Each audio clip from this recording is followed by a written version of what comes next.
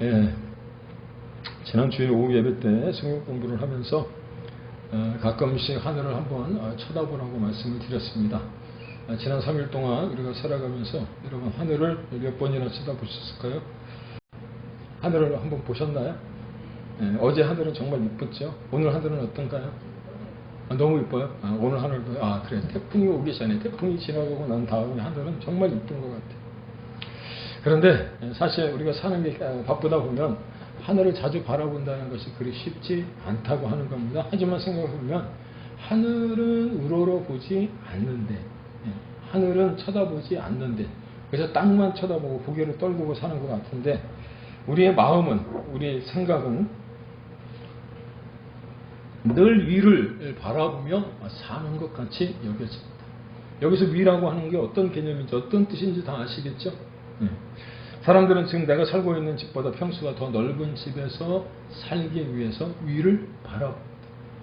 사람들은 지금 내가 타고 다니는 차보다 더 좋은 차를 타기 위해서 또 좋은 차를 타기 원하여 위를 바라보고 사는 거죠. 그렇게 사람들은 지금의 포지션보다 더 높은 자리로 올라갔으면 하는 바람을 가지고 살아간다는 겁니다. 그러나 그렇게 우리가 위만 바라보고 살 수는 없다는 거예요. 동의하십니까? 별로 동의 안 하시는 것 같아요. 그래도 위만 바라보고 살아야 되는데 라는 생각을 갖게 되죠. 왜 위만 바라보고 사는 게 힘이 드느냐, 다른 어떤 예이겠지만 제가 가끔 교회 형광등을 갈거나 또 페인트 칠을 하거나 또 도배를 하기 위해서 하루 종일 이렇게 천장을 바라볼 때가 있어요. 그렇게 하루 종일 일을 하고 난 다음에, 노동을 하고 난 다음에 깨닫게 되는 게 무엇이냐면, 이게 위를 바라본다는 거 쉽지 않더라는 거예요. 막 고개가 다 떨어지는 것 같고요. 그걸로 인해서 온몸이 다 피곤하고 힘이 들어요. 그래서 깨닫게 되는 게 무엇이냐면, 때로 우리는 열악한 환경에 있는 사람들을, 나보다 조금은 못한 처지에 있는 사람들을 한 번씩 바라보고 살아야 된다는 거예요. 동의하십니까? 우리가 정말 힘들다 죽겠다 얘기는 하지만, 여러분 이 더운 날씨에 정말 에어컨, 우리가 하루 종일 24시간 몇 날 며칠을 켤 수 있는 것 아니지 않습니까? 전기세 무서워서 전기세 폭탄 맞을까봐 껐다 켰다를 반복하면서 불평하고 원망하지만, 우리가 9시 뉴스에 이렇게 보면 그 쪽방촌에 사는 사람들, 그 어르신들을 보면 에어컨도 없이, 혹시 불이 나면 어떡할까, 전기값 때문에 또 에어컨이 있어도 켜지 못하시는 분들이 있어요. 혼자 사시는데 그냥 그 선풍기 하나 놓고 그 뜨거운 여름을 지내는 분들을 이렇게 바라보면 그래도 우리는 살만하구나, 그런 생각을 해보게 돼요. 그런 분들을 볼 때면 그래도 이만큼 건강한 것이 얼마나 감사한 일인가, 그런 걸 이렇게 돌아보는 거죠.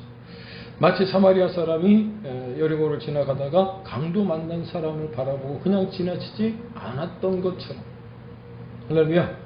우리가 위만 바라보고 살면 고개가 떨어질 것 같이 힘이 들고 어렵지만, 이게 가끔은 아래를 내려다봐요. 때로는 우리는 모른 채 하고 지나갈 수 있지만, 그렇게 어떤 그 힘든 모습들을 바라봐 줄 수 있는, 그렇죠, 이렇게 낮은 곳을 한 번씩 바라봐야 된다라고 하는 겁니다. 왜냐하면 나보다 조금은 못한 처지에 있는 사람을 돌아볼 때 거기서 얻어지는 인사이트, 통찰력이 있기 때문이에요. 근데 오늘 말씀해 보니까 그렇게 사람들을 돌아볼 이유가 어디에 있느냐, 첫 번째, 그게 곧 하나님의 사랑을 받은 사람들이 해야 될 일이기 때문이라는 거예요. 믿습니까? 내가 그렇게 나보다 조금은 처지에 안 좋은, 그 환경이 좀 부족한 사람들을 돌아볼 이유가 무엇이냐면, 첫 번째 이유가 무엇이냐, 하나님의 사랑을 우리가 먼저 받았기 때문에 그 사랑을 흘려보내는 거예요. 근데 그 사랑을 흘려보내는 것 그 자체가 사도 바울은 뭐라고 얘기하느냐, 오늘 본문에서 그것이 그리스도의 고난에 동참하는 것이다, 그렇게 얘기합니다. 그래서 오늘 말씀에 뭐라고 이야기를 하고 있느냐면, 제가 가끔가다 기도할 때 인용하는 구절이기도 합니다. 여러분, 제가 기도할 때 한번 유심히 들어보신 분들은 아마 이 문구가 어디서 나왔나 이렇게 생각할 수 있는데, 제가 뭐라고 기도하느냐, 목사님들이 모였을 때나 때로는 이렇게 하나님의 일들을 하시는 사역자분들을 만났을 때 그렇게 기도를 해요. 그리스도의 남은 고난을 교회를 위하여 자기의 몸에, 자기의 육체에 채우는 것을 마다하지 아니하는 하나님의 사람들이 여기 있습니다. 제가 그렇게 기도하거든요. 근데 그 근거 구절이 바로 여기에 있는 거예요. 그렇죠. 그리스도의 남은 고난이라고 하는 것에 대하여 많은 사람들이 여러 가지 해석을 놓고 있지만 저는 생각하기에 그런 생각을 해봤어요. 그리스도의 남은 고난이 있을까? 그런데 그 남은 고난이라고 하는 것을 하나님께서 만약에 예수님께서 다 하지 못하셨던 남은 고난이 있다면 우리가 그것을 오늘 사도 바울이 얘기했던 것처럼 채우라고 하나님이 이렇게 표현하고 있는 것은 아닐까? 표현해 주신 것은 아닐까? 그런 생각이 드는 거예요. 그렇습니다. 그리스도의 남은 고난을 내 육체에 채운다라고 하는 의미가 무엇이냐면 그리스도의 고난에 동참하는 의미로 다른 이웃들을 돌보는 것, 사랑하는 것 자체가 바로 그리스도의 남은 고난에 동참하는 것이고 그렇게 나보다 조금은 환경이 열악한 사람들을 돌아보는 마음이 되어질 때 그리스도의 고난을 통해서 하나님이 주시는 말할 수 없는 어떤 희열과 기쁨을 누리게 되는 줄로 깨닫기를 바랍니다. 그렇죠. 그리스도인의 신앙생활 가운데 보여져야 된다는 거예요. 사랑하는 여러분, 이 땅에 세워진 예수님께서 빚값 주고 세우신 이 교회들마다 하나님께서 그 교회가 감당해야 될 어떤 역할과 사명을 주신 줄로 믿습니다. 그런데 지구상에 존재하는 모든 교회는 전투적인 교회다 이렇게 얘기를 해요. 이게 무슨 말이냐면 뭐 그 안에서 싸우는 사람들이 뭐라 그러죠? 피 터지게 그냥 머리 터지도록 싸우는 사람들만 있어도 전투적인 교회는 이게 얘기가 아니고요. 사단과 마귀와 더불어 그리스도인 하나님의 자녀들이 그들과 대적하여 싸운다는 이야기예요. 영적 전투, 영적 전쟁을 이야기하는 거잖아요. 그래서 그 이 땅에 세워진 모든 교회가 영적 전투를 벌이고 있는 전투적 성격의 교회라는 거예요. 그런데 이 영적 전투를 수행하는 일이 교회의 사활과 더불어서 우리 그리스도인들의 존폐가 달린 중대한 문제라고 하는 거예요. 여러분 한번 생각해 보세요. 교회가 흔들거려서 교회에 어떤 문제가 생겨서 교회가 흔들거려. 요 앞에 여러분 보시는 교회 있잖아요. 아파트 이렇게 세워지는데 다른 데는 다 이렇게 뭐라 그럴까요? 아파트를 짓는다고 허물고 재개발에 들어갔는데 어떤 교회만 삐죽 하나 서 있어요. 그 교회가 그렇게 서 있는 것 때문에 예를 들어서 뭐 존치냐 아니면 다시 리모델링을 하느냐 뭐 이런 문제 때문에 성도들이 이렇게 다툼이 일어나갖고 그 교회의 성도가 한 300명쯤 됐는데 지금은 30명밖에 안 나와요. 교회는 그렇게 큰. 최근에 이제 아파트가 이제 다시금 터파기를 하고 이제 그 밑에 기초석을 받고 막 이러다 보니까 뭐 리모델링을 한다고 이제 뭐 교회 이렇게 뭐 모두 세우고 뭐 이렇게 구조물도 세우고 하는 것을 봤어요. 그렇죠? 교회가 흔들려 성도들이 시험에 들면 교회는 힘을 잃게 되고요. 성도들의 삶 또한 안정과 의욕을 잃어버리게 된다. 근데 교회만 그러냐? 성도도 마찬가지예요. 반대로 성도들이 고난 중에 시험이 들면 교회가 힘을 잃게 되고 그로 인하여 교회는 교회로서의 역할을 감당하기가 어려운 거예요. 맨날 교회에 오시면 그 이 집사님이 김 집사님과 다투는 거예요. 그 김 집사님은 박 집사님과 다투는 거예요. 박 집사님은 고 집사님하고 다투는 거예요. 고 집사님은 정 집사님하고 다투는 거예요. 그래서 어떻게 해요? 문이 교회가 10개인데 그 다니는 문이 다 달라. 이래갖고는 어떻게 해요? 교회가 너무 힘들어지는 거예요. 그래서 하나님의 나라, 그래서 지난 주일 설교 때 킹더랜드, 왕의 땅, 여러분들이 차지하고 있는 왕의 땅도 어떻게 보면 그 복이 줄어드는 거예요. 왜? 내가 발로 밟을 수 있는 땅이 줄는 거죠. 그 김 집사님, 정 집사님, 이 집사님, 박 집사님 계시는 그곳에는 내가 안 가는 거잖아요. 왜? 그 사람은 꼴 보기 싫으니까. 교회 와서 예배는 드려야겠는데 그 사람이 앉아있는 그쪽에는 쳐다도 안 보고 그쪽에는 가지도 않아요. 식당에 가면 그 사람 앉아있는 거 보고 돌아서 딴 데가 안 가요. 그럼 어떻게 해요? 교회는 흔들리는 거예요.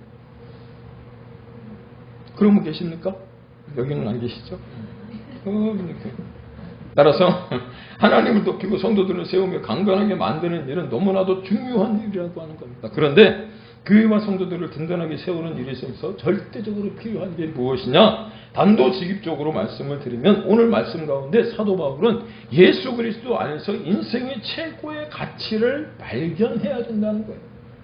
그리고 그 최고의 가치가 무엇입니까? 바로 영광의 소망이 되시는 예수 그리스도인 줄로 여러분 믿으시기를 바랍니다. 그래서 교회 오시면 박 집사님 쳐다볼 거 없어요. 내가 정말 제일 싫어하는 이 집사님 쳐다볼 것도 없어요. 왜? 예수님 한 분, 그 영광의 소망이 되시는 예수님을 내가 정말 진정으로 진짜로 만나고 나면 그 미웠던 정집사도 여러분 사랑하게 되는 줄로 믿습니다. 사랑하지 않으면 여러분 예수님 못 만난 거예요. 왜? 나 같은 죄인 살리신 그 예수님 생각할 때마다 얼마나 여러분 감사합니다. 천국 백성 삼아주셨는데 얼마나 감사한 일이에요. 나 같은 죄인도 하나님이 천국 백성 만들어주셨는데 저 같은 인간도 내가 용서 안 할 수 없잖아요. 용서해야죠. 왜? 영광의 소망이 되시는 예수 그리스도. 사도 바울에게 있어서 인생의 최고의 비밀, 그 비밀 시크릿 어떻게 알게 되었습니다. 사도 바울은 그리스도의 남은 고난을 그의 육체에 채우는 것, 심는 것 정도는 마다하지 않았고요. 그리고 그 고난에 동참하는 것이 기쁨이 되었다고 오늘 본문에 말씀하고 있는 거예요. 사랑하는 여러분, 혹시 이 시간 저에게는 알리지 않은 여러분들이 가지고 있는 어떤 고난들이 있습니까? 환난이 있습니까? 여러분 그 환난과 고난 때문에 넘어지기보다는 하나님이 그래도 내가 아직은 하나님 보시기에 그것을 감당할 만한 믿음이 있으니 환난과 고난을 주셨는가 보다 그렇게 믿을 수 있기를. 그래서 그 고난이 별로 그렇게 달갑지도 않고 그렇게 기분이 썩 좋은 건 아니지만 그래도 어떻게 기뻐할 수 있기를 주의 이름으로 축복합니다. 그러면 하나님은 그 고난을 바꿨어요. 고난이 뭐라고 그랬어요? 위장된 하나님의 축복, 선물이라고 그랬어요. 어떤 분이 천국에 갔더니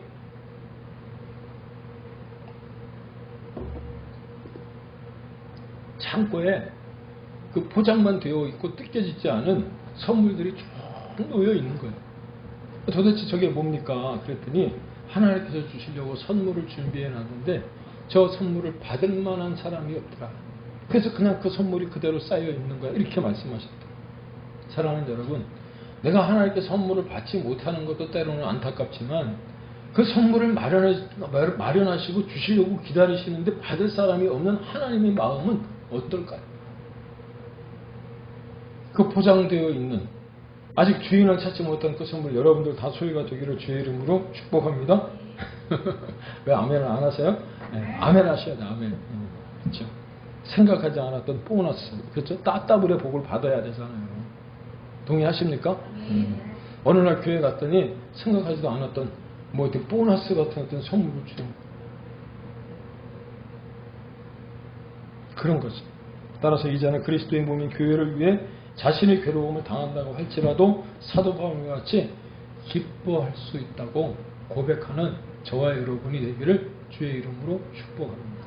그럴 때 내가 받은 그리스도의 사랑, 내가 먼저 받은 그 하나님의 사랑을 어떻게 해요? 나누어 주는 것이고요. 그리스도의 고난에 사도 바울이 고백했던 것처럼 그 고난에 동참하는 의미이고요. 그 고난에 동참할 때 억지로 하는 것이 아니라 하나님이 억지로 해도 복을 주시지만 여러분 기쁨으로 감당할 수 있기를 주의 이름으로 축복합니다. 그래서 신약성경에 뭐라고 얘기를 했어요? 마태복음에 누가 오리를 가자고 하거든 몇 리를 가라고요? 그냥 돌아오라고 그랬어요? 10리를 가라고. 그렇다면 우리가 그렇게 기쁨으로 교회를 섬기며 이웃을 돌볼 수 있는 사명을 이룰 수 있는 방법이 무엇이냐면 소명의식, 달리 말하면 목적 설정이 분명해야 합니다.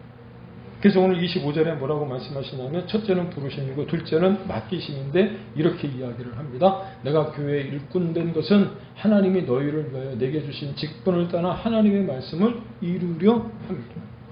그런데 오늘 이 말씀 가운데 뭐라 그랬어요? 그 직분을 따라 하나님의 말씀을 이루려 함이라 라고 하는 이 말이 달리 말하면 사명이에요. 사명. 그래서 우리가 이 땅을 살아갈 때 사명의식이 확실해야 돼요. 믿습니까? 그 사명의식이 확실하다는 건 뭐예요? 방향이 제대로 되어진 거예요. 비전을 설정했다는 거죠. 향방 없이 뛰는 사람들은 이리 갔다 저리 갔다 왔다 갔다 뛰다가 꼬린 지점을 찾지 못해요. 아무리 1등을 뛰었다고 1등을 뛰어서 꼬린점에 도착을 했다 그래도 레인 바깥으로 나가면 그거는 탈선했기 때문에 여러분 나중에 1등이 돼도 금메달을 딸 수가 없는 거예요. 마찬가지로 향방이 없이 뛰는 사람은 1등으로 들어올 수 없겠죠.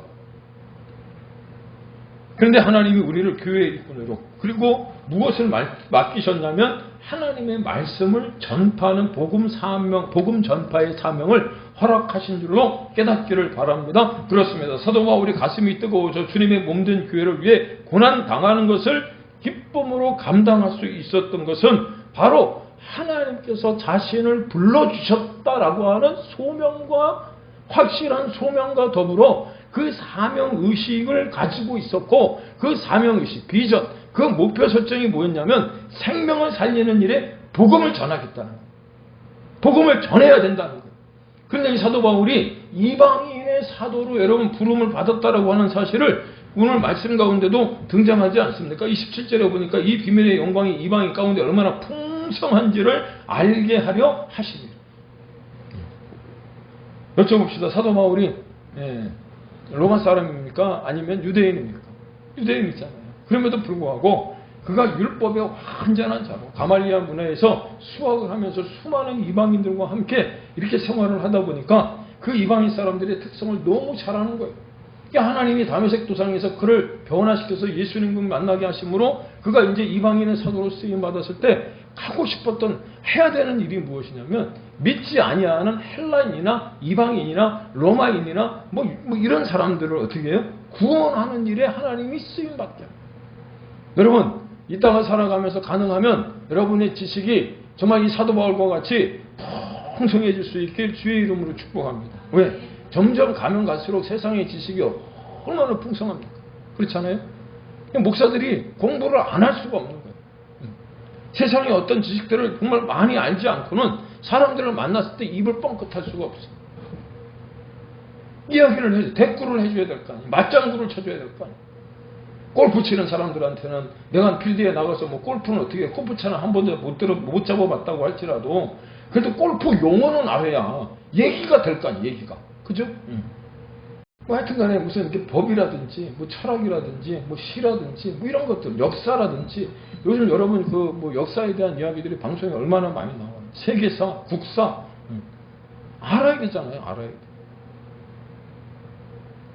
또 문학에 대해서도 마찬가지죠. 단어 어휘들은 마찬가지. 심심한 사과를 드립니다. 그랬더니 요즘 아이들이 뭐라 그랬어요? 사과를 왜 심심하게 하는 거야? 맛이 없냐고 그렇게 맛있다. 이런 얘기하면 안 되는 거예요.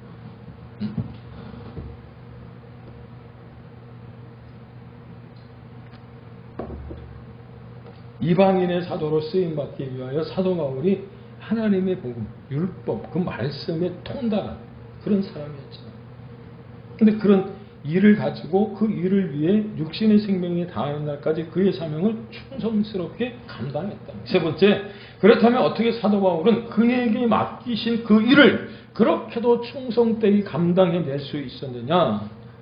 우리 또한 충성스럽게 감당하기 위해서 필요한 것이 무엇이냐면 28절에 보니까 뭐라고 그랬어요? 우리가 그를 전파하여 각 사람을 공부하고 모든 지혜로 각 사람을 가르치면 각 사람을 그리스도 안에서 완전한 자로 세우려 합니다. 그렇습니다. 분명한 사명의식과 함께 목표의식이 설정되어졌다면 이제 우리에게 정말 필요한 것이 무엇이냐? 성령의 충만함인 줄로 깨닫기를 바랍니다. 사람이 아무리 많이 배우고 안다고 할지라도 그 지식과 지혜가 완전해지기 위해서 그리고 그 세상에 많은 사람들 그렇게 뛰어난 사람들을 하나님의 사람으로 세우기 위해서 필요한 것은 나의 지식이 아니라 나의 지혜가 아니라 성령에 붙들렸을 때 할렐루야. 사도 바울이 그래서 고린도 아덴이라는 곳에 가서 여러분 철학자들이 많은 지식인들이 많은 곳에 가서 그가 지식 자랑을 했단 말이에요. 철학 그가 알고 있는 철학에 대해서 그냥 그 청산유수와 같이 쏟아냈단 말이에요. 근데도 불구하고 나중에 사도 바울이 뭐라 그랬어요? 그곳에서 전도는 실패했다고 그랬어요. 왜? 성령으로 충만하지 아니하고 자기의 교만과 자기 자랑이 있었기 때문에 실패한 거예요. 앞서 말씀드렸던 것처럼 방향이 설정이 되어졌는데 그 방향에서 벗어나서 엉뚱한 짓을 하니까 하나님의 말씀이 들어가지 않는 거예요. 우리도 마찬가지라고 생각이 되었습니다. 비전을 세운다는 것, 신앙적으로 성숙한 그리스도인들이 된다는 것, 단숨에 이룰 수 있는 것은 아니에요. 그러나 나의 삶을 통해서 하나님이 말씀하신 대로 이 땅 위에 얼마나 많은 사람들을 세울 것인가 여러분 한 번쯤 생각해보고 지난주 우리 함께 말씀을 나눴던 것처럼 신앙생활이 아니고요. 생활신앙. 우리의 삶 가운데 신앙이 드러나는 저 사람을 보니까 진짜 예수님 믿는 사람 같아. 저 사람을 보니까 진짜 교회를 다니는 사람 같아. 내가 아는 교회 다니는 사람, 예수 믿는 사람과는 전혀 달라. 이런 이야기를 들어요. 내가 아는 예수 믿는 사람보다 더 하면 더 했지 들어질 않아? 뭐 이런 얘기죠. 네? 네? 그렇습니다. 신앙생활을 열심히 하다가도 주저앉고 낙심할 때가 있죠. 그 이유가 무엇입니까? 자신의 힘으로 자기의 방법으로 이끌어 가려고 하다 보니까 그런 사도 바울이 오늘 말씀 가운데 뭐라고 합니까? 각 사람은 그리스도 안에서 완전한 사로 세우려 함이니 이를 위하여 나도 내 속에서 능력으로 역사하시는 성령의 능력으로 말미암아 그 일을 감당했다고 말씀하고 있더라는 거죠. 따라서 사도 바울이 그렇게 철저하게 성령을 의존해서 그 일을 완수해냈다고요. 여러분 우리도 성령의 도우심을 구하고 하나님께서 공급해 주시는 그 힘을 통해서 여러분 그리스도의 고난에 동참하고 내가 받은 그 사랑을 나누어 줄 수 있는 믿음의 사람들이 다 되시길 주의 이름으로 축복합니다. 기도하겠습니다.